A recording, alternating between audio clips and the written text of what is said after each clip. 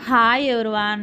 ఇక్కడైతే నేను కేక్ చేస్తున్నాననమాట. నాకెప్పటినుంచో నిజం చెప్పాలంటే నా కోరికండి. ఇలాగా కేక్ చేయాలి మై ఓన్‌గా అని చెప్పని మా కొలీగ్‌నైతే అడిగాను ఎలా చేయాలి అని. ప్రాసెస్ అయితే చెప్పింది.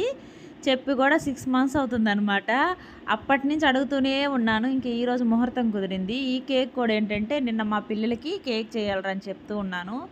అయితే చేయలేదనమాట నిన్న. మా పిల్లలేమో కేక్ చెయ్యమా నైట్ పడుకునేదాకా అడుగుతూనే ఉన్నారు. ఇంక ఈరోజు ఎలాగైనా చెయ్యాలిలే అని చెప్పని, నేను నిన్న కేక్ చేయకుండా ఉండడానికి రీజన్ ఏంటంటే, కుక్కరు కొంచెం పెద్ద కుక్కర్ అనేది పైనుందనమాట. స్టాండ్ పట్టలేదు దానిలో.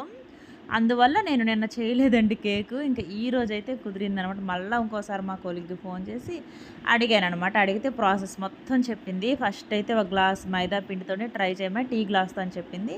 ఒక గ్లాస్ మైదా పిండి, గ్లాస్ చక్కెర, తర్వాత ఎగ్స్, అలాగే ఆయిలు, వెనిలా ఎసెన్షియల్ కూడా వేసుకున్నానండి. బేకింగ్ సోడా, సోడా ఉప్పు ఇవన్నీ అయితే 1 బై 1 మిక్స్ అయితే చేసుకున్నాననమాట. నేనైతే ఊహించలేదు ఇంత బాగా కేక్ వస్తుందని. నాకేంటంటే కేకు తినటం ఇష్టమే. ఇలా కేకు నాకై నేను ఓన్‌గా చేసుకోవాలని కూడా ఎప్పటినుంచో నా కల అనమాట. ఈరోజు నెరవేరింది. ఇంకా వేడి వేడిగా కేక్ అయితే భలే వచ్చిందండి స్పాంజ్‌లాగా. ఇంకా నేనైతే తింటూనే ఉన్నాను. మా పిల్లలు కూడా 2 కేక్స్ అయితే ఇద్దరు చెరొకటి తినేసారు. ఇలాగైతే చేసుకున్నాను ఈరోజు.